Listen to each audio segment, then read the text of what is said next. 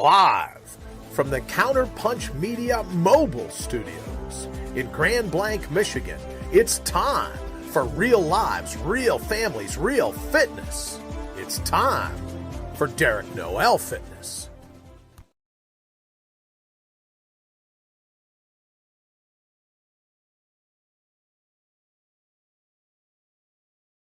At you, another Q&A session at you, and hopefully the audio works this time.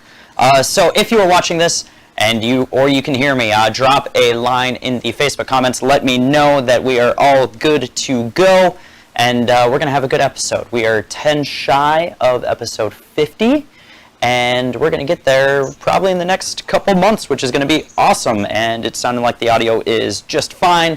So let's get this party started. We have another Q&A session for you today. I have pulled a bunch of questions from either people who have asked me these questions at some point in time.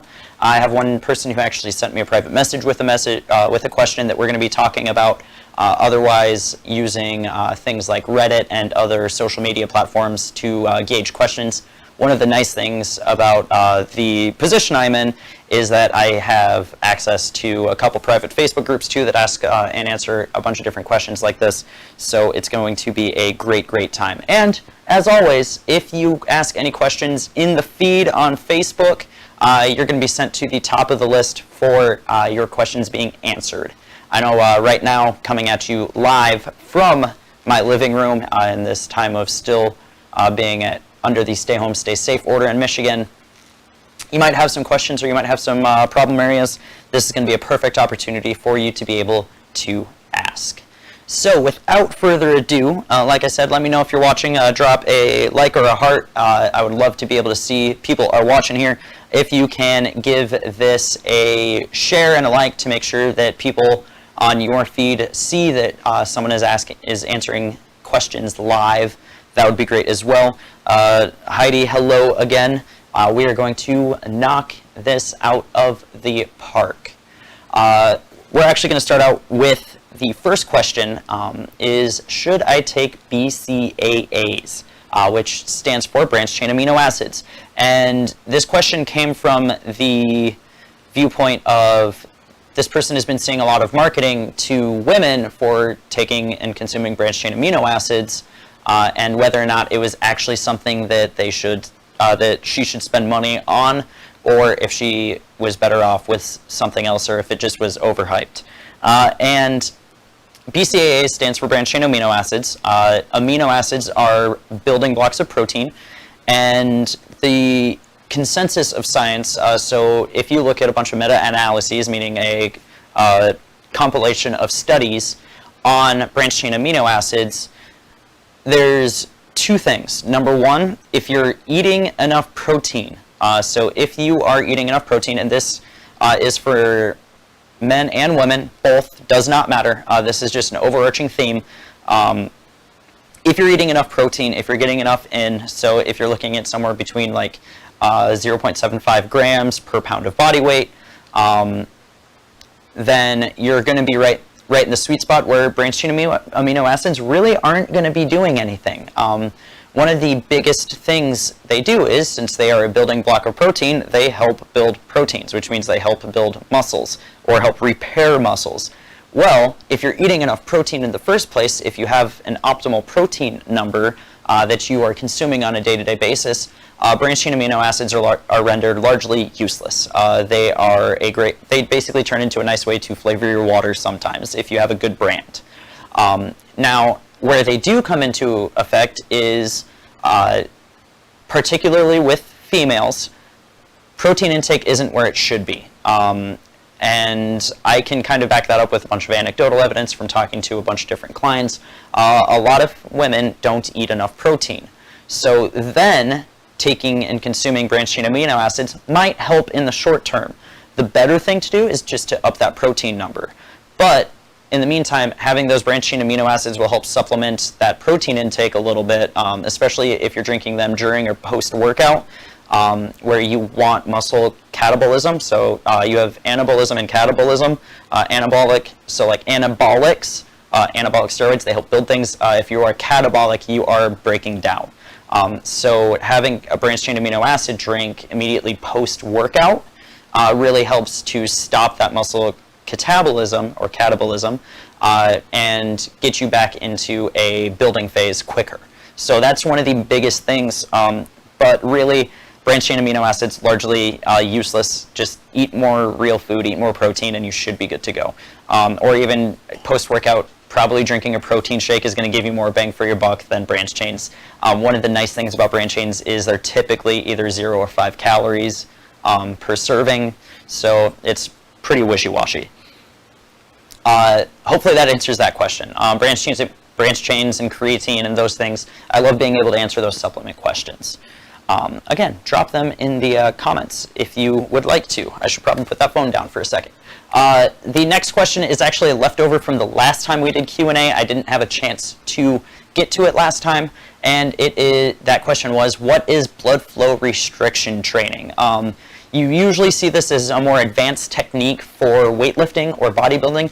Most people really don't need to do anything resembling blood flow restriction training. Like I said, it's a very advanced technique, and it's one of those things that that does have some effect, but again, it's for more people who are fairly advanced in their typically bodybuilding journey. And what blood flow restriction training is basically you take a band, so pretend you have to give blood, and you wrap a band, let's say you're doing curls or something like that. You wrap a band around so that you kind of cut off circulation a little bit to the bottom of your arm. You don't want to completely cut off circulation, but you want to prevent it you want to restrict it, so you want to slow it down. So as you're doing curls with that bicep and you have the blood flow restriction on there, so you have a band pulled really tight, just like, again, you're giving blood. What you do is, as you're doing that, blood can't get through the rest of the arm as fast, so you have a ton of blood building up. Now, is that a bad thing? Is that a good thing? It's not really a bad thing as long as you don't let it just stay there and you let it go. So you finish your set, you get a massive pump in those arms, and then you let it go and you can get it moving, and yeah, you get a ton of blood in your arm.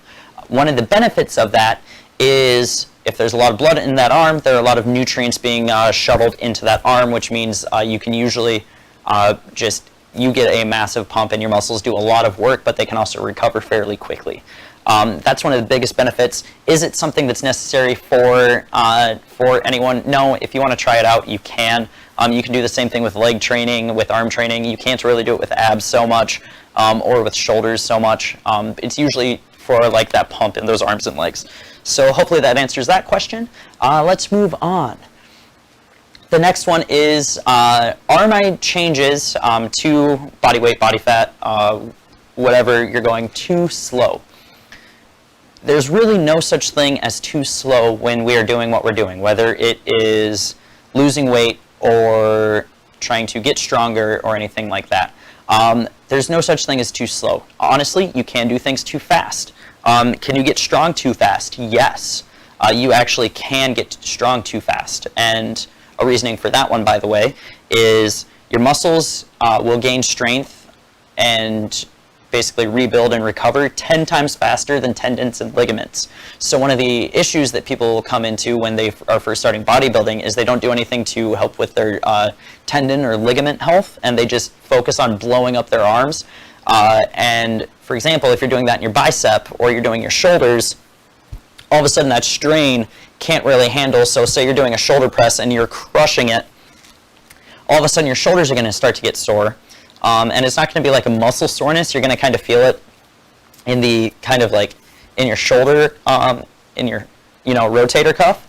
And if you keep pushing that, eventually you might end up with a rotator cuff tear or a labrum tear or something like that. So being able to taper that, you actually want to go a little bit slower. It's slow and consistent is way better than fast and inconsistent. So you want to make sure that we're doing that. When it comes to losing weight, that's also the same thing. Can it be unhealthy to lose weight too quickly? It can. Typically, people don't. Or if they do, it's people who have to lose a lot of weight fairly quickly anyways. But the bigger issue that comes with that is they're usually starving themselves, which can increase injury, or it's going to increase cravings, or they're going to bounce back. One really surprising statistic is People who lose weight, I think it's 50% of people who lose weight will gain it back and then some by the next year. And that number shoots up to about 90% 3 years later. So whenever we're trying to lose weight or we're trying to lower our body fat percentage, we really need to make sure we're doing slower, sustainable things to make sure that that doesn't happen. We don't want to end up in that statistic because, number one, then we become the statistic, even though everybody is a statistic somehow. But you're also going to be very unhappy, and your self-esteem can take a very big hit there too. So a lot of people aren't comfortable in their skins. If you are, awesome, you're one step ahead of most people, but make sure that even if you are one of those very impatient people, know that a little progress over one step over a long period of time is a lot of steps. There's more than one way to get somewhere, so keep that in mind when we are going through that. Oh, still no questions over there. I see how it is. The next question is, why don't I lose weight when I run? A few different answers for this, actually. My first inclination as a nutrition coach is that you are not in a calorie deficit, because you cannot lose weight if you're not in a calorie deficit. But there might also be some other things at play here. Again, the biggest thing is going to be nutrition, but the other thing is your body can be literally overrun, no pun intended, and your metabolism can take a hit trying to do that. But you might also not be running enough. I really don't know what the situation in mind is per se. There are a bunch of different things that can be going on, but we want to make sure that, number one, we are in a small calorie deficit. If we are running, especially if we're training for a marathon or a half marathon, we want to make sure that we are fueling our body for that.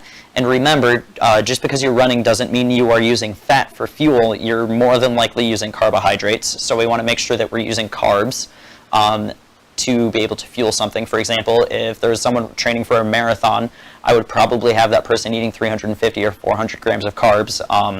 That being said, if they're diabetic, obviously you can't have a diabetic person probably eating 350 or 400 grams of carbs. Lifestyle comes into big play there, but marathon running is largely carbohydrate focused, so you want to make sure that you're eating carbs to fuel that, or otherwise you're going to feel run down. You're not going to be able to put as much effort in. If you're not putting as much effort in, you're not going to be burning as many calories as you think. Then even though you think you're in a calorie deficit, you're really not, and then you're not losing weight, and then you get angry, and then you stop running. It's a really big landslide. So make sure that you have your nutrition in check. Nutrition coaches, especially if you are dedicating yourself to running, find yourself a nutrition coach that knows what they are talking about to help you out, or talk to a dietitian, or a nutritionist. So talk to someone that knows what they're talking about when it comes to that stuff, and make sure they have qualifications too. Ask whatever coach you have. Ask them for whatever qualifications that they have. Make sure you're not settling for someone just because they're a little bit cheaper. I would rather you spend a little bit more money on someone who is very qualified than try and cut corners for someone who kind of knows like what they're doing or has run a marathon before, so they obviously know. Make sure people are qualified for what they're doing. The next question is, will working out in the morning help me? Honestly, working out will help you. It really doesn't matter when you work out. Even though fasted cardio, and I say that in air quotes for those people listening, is a thing, it's not really a thing. There's no actual scientific proof that it benefits you in any way versus doing your cardio at night. It's entirely a mental thing. Some people feel like they feel better, or feel like they get a better workout when they do it in the morning, or they do better with their cardio when they do it in the morning versus at night. Other people are completely reversed. Just remember, there's no actual real science that shows that fasted cardio is better than any other cardio at all. 30 minutes is 30 minutes of cardio, for example. Just keep it going. I personally like doing my strength workouts in the morning just to get them done. It really helps me get the blood flowing. It helps me wake up. It helps me feel like I'm accomplished in the day. I used to actually work out at about 5 o'clock in the morning just to get it in and get it done and then be done with it for the day. And I felt really accomplished, and that I did more with my day by 6 o'clock in the morning than most people do by 5 in the afternoon. So just mentally, it felt like a giant victory for me, which is really cool. And you can go that way as well. It can be basically however you want when it comes to that. Next question, are all calories the same? And here's where it's going to get tricky. Yes, all calories are the same. 1 calorie is 1 calorie. 1 calorie is a unit of energy expenditure. I think the actual thing is like it takes, it's the amount of time it takes 1 milliliter to hit 100 degrees Celsius or something like that. I don't remember the exact scientific thing for what it is. I think it's a unit like that, but all it is, it's a unit of energy expenditure. So where you have different things is proteins and carbohydrates and fats and alcohols, because alcohol is actually the next question, so I'll throw that in right now, are worth different calorie values. So for example, it takes protein and carbohydrates 4 calories. 1 gram of carbohydrates is 4 calories, 1 gram of protein is 4 calories. Fats take longer to reach that point, so they are 9 calories per gram. I hold up 9. And then you have alcohol, which is right around 7. A lot of people don't consider alcohol as a macronutrient, or they just fail to calculate it in, and then all of a sudden they're running in that. So there's a little bit of nuance. Number one, all calories are the same because they're not anything else besides a unit of energy expenditure. But proteins, fats, carbs, and alcohols are definitely very different, and they all have different usages. Now, when you're eating calories, there are also things called empty calories, and again, I'm saying that in air quotes because a calorie is still a calorie, everybody. But eating something like a sweet potato versus eating something like, say, Chex Mix. Chex Mix is largely empty calories, which means it doesn't really have any micronutrients in it. That's your vitamins and minerals that your body actually needs. Eating a sweet potato has a ton of micronutrients in it, so even if you're eating 150 calories of sweet potato versus 150 calories of Chex Mix, you are getting more bang for your buck nutrient-wise from the sweet potato, which is why they say to eat less processed food, because more processed food has less nutrients in it, unless they're added in. So keep that in mind. That's a really big window that a lot of people really misinterpret a lot. Like I said, alcohol is included in the next question, which is, can I drink alcohol and still lose weight? Yes, you can. There's another coach online. There's a fitness influencer. His name is Jordan Syatt. He actually just started yesterday or today a 30-day challenge where he is having an alcoholic beverage or 2 every single day, and he is going to still lose weight. Again, it's calories in versus calories out, and all calories are the same. So if you're drinking 7 grams of alcohol, you got 4 grams of protein. Now, here's where it gets a little bit tricky, though. Alcohol is a poison. It is literally a poison when you drink it. So your liver prioritizes burning alcohol first. When it does that, it basically shuts down the usage of proteins and fats in order to do something. And if you're not accounting for that alcohol, then you're going to be going over in your calories. You're going to be in a calorie surplus because you get 7 calories per gram of alcohol, which, by the way, is actually quite a bit if you actually measure out alcohol. So I'll use this as an example. If you're trying to lose weight, drink vodka. It's clear. It doesn't have any calories. It does still have calories. 1 shot probably still has about 120 to 140 calories. That number might be a little off, but there's still calories in it because there's alcohol in it. So just because you're drinking clear liquors doesn't mean you're not drinking any calories. You still have to account for those things. And if you're drinking a poison versus drinking carbs and fats, I'll leave it to you to figure out which one is actually more healthy. But yes, you can drink alcohol and still lose weight. You can have a beer every night and still lose weight as long as you're tracking it and keeping yourself accountable. Now, say you want to track those alcohol calories. Not that many people want to, but you really need to know what you're talking about with this.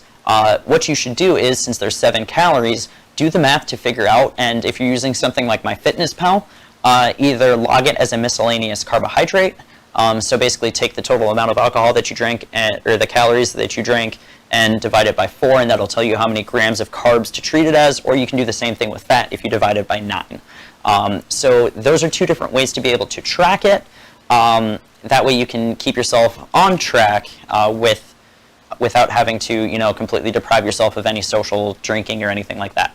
Again, if you're binging 2 or 3 nights a week, that's a whole other issue that you should probably talk about and figure it out, or just talk to your coach to see what you should be doing or how you should be handling that. The next one we have, are nuts healthy? People ask this or assume this all the time.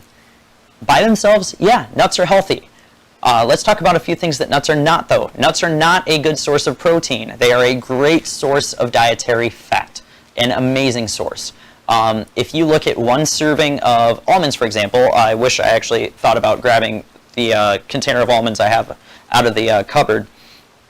1 serving of almonds is 28 grams, which is about probably right around 28 almonds. One is about a gram, maybe a gram and a half. That number might be, again, a little bit off. I'm kind of spitballing these numbers here. But if you have 28 grams of almonds, that's about 17 grams of fat right there. And only 5 or 6 grams of protein. And again, we need to make sure that those protein numbers are up, because we want to make sure that we are optimizing our protein intake to make sure that we're fueling our body and our muscles appropriately and helping to rebuild. But so 28 grams of almonds is one of those single serve packs you can find in like the gas station. If you have 1.5 of those, all of a sudden you're eating almost 30 grams of protein. Or you're eating, not the protein, you're eating almost 30 grams of fat, and all of a sudden, if you're only allowing yourself 50 to 60 grams of fat a day, you're already at your intake and you've eaten maybe like 30 or 40 almonds, which you can do mindlessly grazing.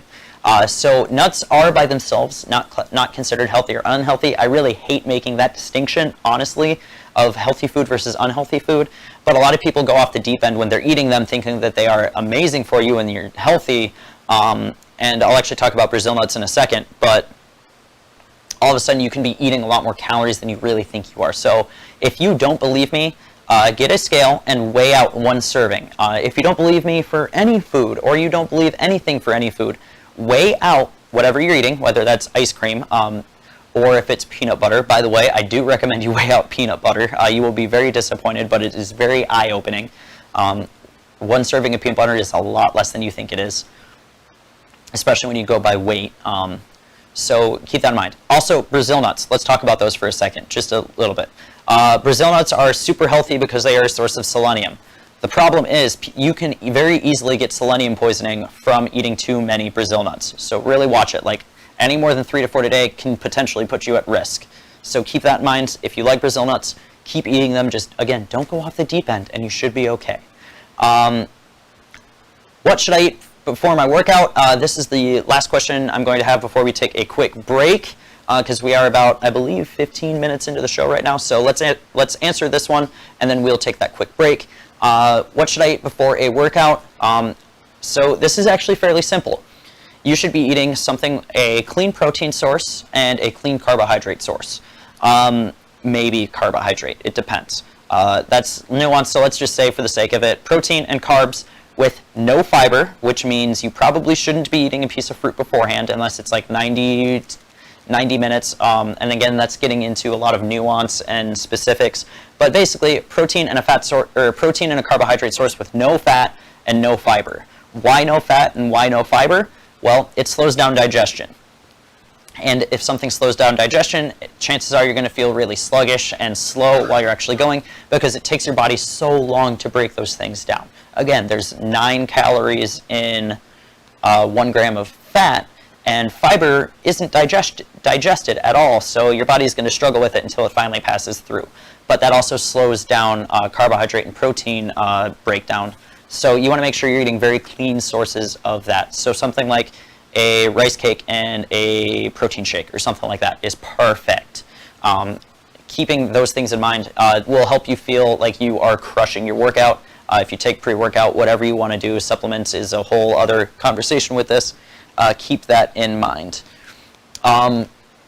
So now that I said that, really that's basically it. We're going to take a very quick break. You're listening to Derek Noel Fitness here on IPMNation.com/Counterpunch. He'll bring the smarts. Now the sweat, well, that's up to you. And we are back. We just answered what you should eat before a workout. And I've talked about kind of measuring things a few times. The next question that I am answering is, should I measure my food? It depends on the person. Do I believe that everybody should have experience measuring food? Yes. I believe every single person on this planet should measure their food for at least a week straight. Whether you stop that afterwards or not is totally cool by me, but every single person really should, so that every single person knows what a certain amount of food actually is. For as much as you can measure things with your hand or your finger or a fistful or anything like that, nothing beats what you put on the scale, because whether or not you weigh it, it still counts. Even if you don't weigh something because you don't want to see how much it actually is or how many calories it is, just because you don't want it to be that many calories doesn't mean it isn't that many calories, people. Weigh it, check it out. If you're unsure, just throw it on a scale real quick. It really takes like 15 or 20 seconds to get a scale out and press the on button. Just please make sure you have an idea. If you need a link for a scale, shoot me a message. I will send you an Amazon link. I know it might be a little delayed, but you'll still be able to get one. So please, please, please, if you've never weighed food before, please spend the next week doing so, and let me know how it went. It can be annoying to start out with, but as soon as it turns into a routine, it's a non-issue. For me, I literally take a plate, I put it on the scale, I just press the 0 button. It takes me like 10 seconds to put a paper plate on the scale, and then I can just load up however much I want. It's super easy, and it's super accurate to figure out what you are actually eating. So keep that in mind. And then, like I said, after that, I don't think anyone should measure food all the time, because then it can turn into an obsession with that, and people really do need diet breaks. So you really do need to make sure that you are spending a time at maintenance where you're kind of eating. It's a really big psychological sigh of relief to be able to do that, and you got to take care of your mental health as well. Next question is, should I let my kids work out? There were stories a while ago. There are more studies coming out saying that kids absolutely should be working out. And you have things like the NFL's Play 60 to make sure that kids are getting 60 minutes of exercise. Guess what? Kids playing outside, running around, that's exercise. They probably do a lot more than any adults do. So yes, kids absolutely you should let them work out. If they want to work out with you in the gym because they see that's what the normal is, buy them a training bar or something like that. They sell 5 to 10 pound barbells that you can use. If they're really little, you can buy them the little play sets of like the play dumbbells and things like that. That's totally cool. Get them super involved with it early on, and then all of a sudden it's just something that they do, and they'll never feel like, oh, I have to work out, it's a drag, because working out is one of the best things you can do for your health. So yes, you should let your kids work out. Just make sure they're doing things with proper form. Should they go super heavy with things? Probably not, because there can one of the big issues is like growth plates and things like that. But if they're doing things with proper form, they're totally fine. A nice counterpoint to that growth plate thing, there is a Olympic weightlifter who is 16 years old, and he just front squatted 500 pounds, and he's 15 or 16 years old, which is way younger than people originally started working out at. That kid is a beast, and by no means has his growth been inhibited by the amount of weight that he's lifting, and he's doing it in a healthy way. He has one of the best coaches on the planet. So make sure that they're getting proper coaching, and they should be absolutely fine to be lifting weights. Again, people are doing it younger and younger. You're seeing kids who are 18 or 19 setting world records in the Olympics now, which is awesome. Before, it was only like 30-year-olds, because people didn't get to start until they were 22 or 23, because lifting when you were a kid was a bad thing. Again, you don't want them to completely max out, but if they have a specific goal in mind, or if they're playing a sport, especially if they're playing a sport, lifting weights and working out is absolutely one of the best things they can do to actually enhance themselves in their sport. So keep that in mind. If you need some resources for that, by the way, also shoot me a message. I know a few different people that you could get sent to. I'm honestly not an expert in training kids, but I do know a few different programs that are. So there are people out there who train them. I know a few of them, and I would love to be able to set you up with them. The next question is, should I disclose my health issues to my trainer or my coach?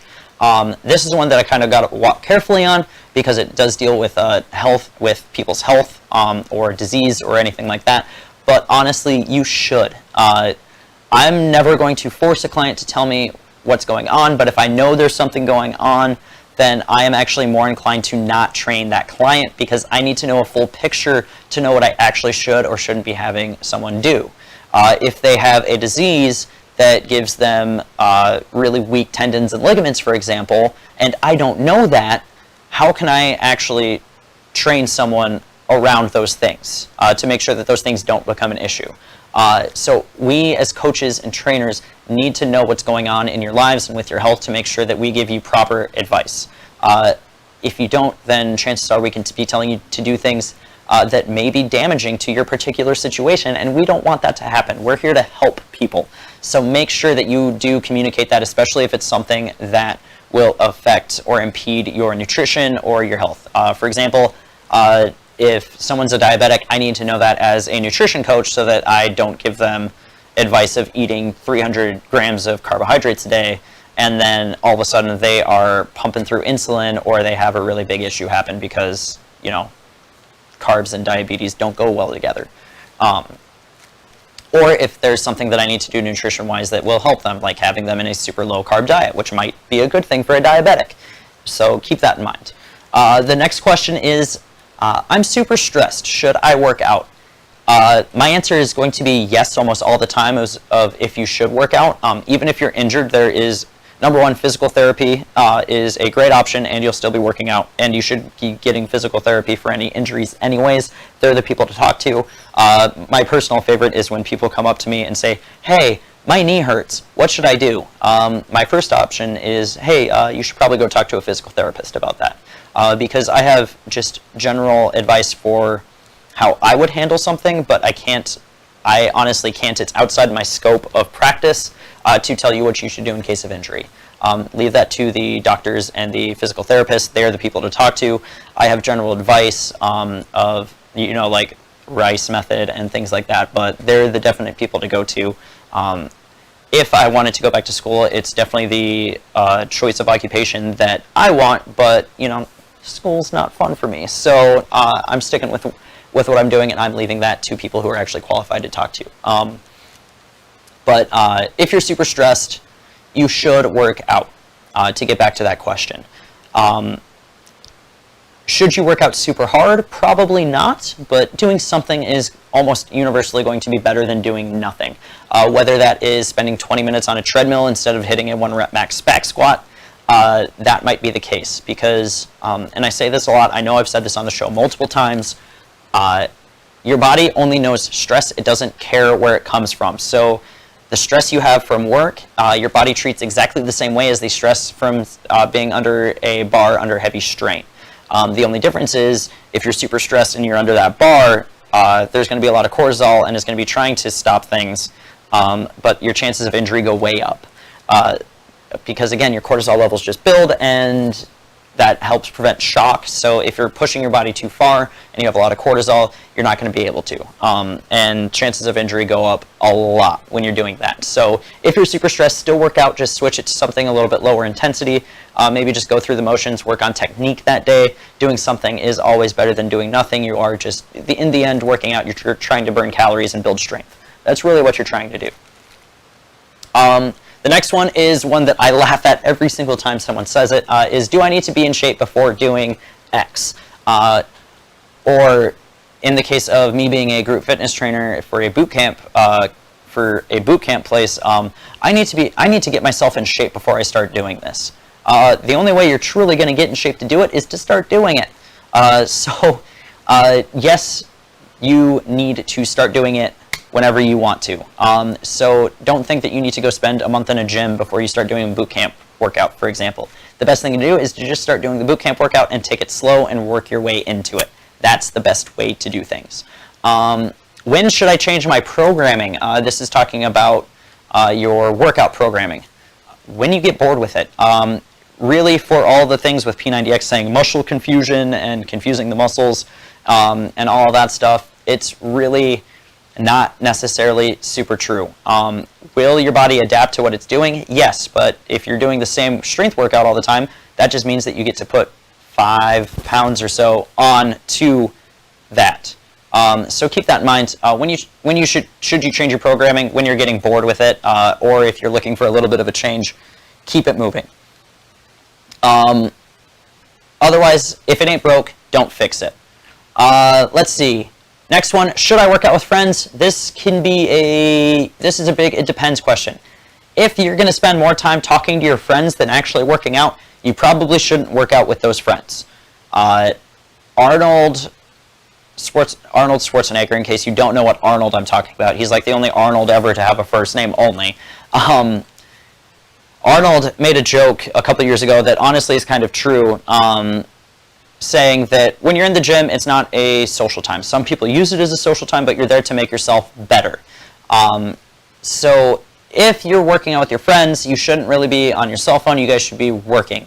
They should be pushing you, you should be pushing them, then you get done, and then you can be social afterwards. Or if you're taking jokes in between a rest session, that's fine too. But if you're going to be talking all the time and you're only basically putting in a half effort in your workout, maybe you might be better off just kind of doing it by yourself or doing it with a friend that you're not going to be joking around that much with. So there's a really fine line there. Or if you have someone who's going to call you out on your crap to be able to do it, that's totally cool too. I personally like working out with 1 or 2 people. I can't stand working out with a group of more than 6 or 7 when it comes to an actual strength workout, because I want to get it done and I just want to get it in and get it done and get my 4 sets of bicep curls in and call it a day, instead of taking 20 minutes to do 4 sets. Because you still want, you still want that time under tension, but you want to make sure it's not over an extended period of time. So there's the answer to that question. Would I work out with a couple friends of mine? Yeah. Would I work out with every single friend at the same time? No, especially if I know that I'm going to be talking more than I'm working out, which, if you know me, that's going to happen. So 1 to 2 people is awesome. There's a reason that my training buddy was my training buddy from high school all the way through the past couple of years, because I know that I could count on him to actually get me lifting and keep me humble and keep me working, which is really cool. And you should find people like that. Having those people are really going to help push you in the gym, and that's where you're going to see progress. If you have any questions, I'm going to start wrapping it up, so make sure you ask them in the next couple minutes before I'm done wrapping this up. This has been episode 40 already of Derek Noel Fitness Live. It was another Q&A session. I love doing these. They allow me to kind of go off the rails a little bit and just talk about a bunch of random different topics instead of being dedicated to one for 30 minutes. And I love being able to answer questions like this. So if you have any questions, please ask them in the line. If you're listening to this later on, please shoot me a message. You can find me on Facebook at facebook.com/TheDerekNoel. Also on Instagram at TheDerekNoel. You can find us on YouTube if you search for Counterpunch Media, or if you look for Derek Noel Fitness Live, I'll pop right up. If you could subscribe to that YouTube channel, I would be greatly appreciative of that. And yeah, just remember, always tune in Sunday nights at 8 p.m. No other questions, it looks like, so we're going to wrap this up. Have a great night, everybody. Enjoy, and let's crush this week.